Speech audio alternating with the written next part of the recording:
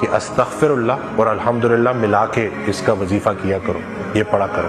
تو کسی نے پوچھا کہ وہ کیوں؟ تو ارشاد فرمایا کہ یا اللہ جو میں نے کیا اس پہ استغفر اللہ، اور جو تو نے کیا اس پہ الحمدللہ۔ جب کوئی ایک نعمت کمزور پڑ جائے باقی نعمتوں کا شکر ادا کیا کرے۔ تو وہ تمام خواتین جو گلہ کرتی تھی اب وہ گلہ بند کریں گی اور اس سے لو لگائیں۔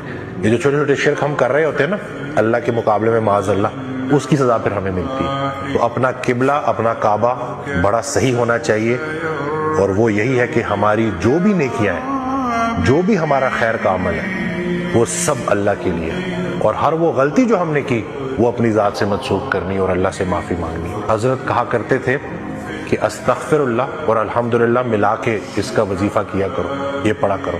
تو کسی نے پوچھا کہ وہ کیوں؟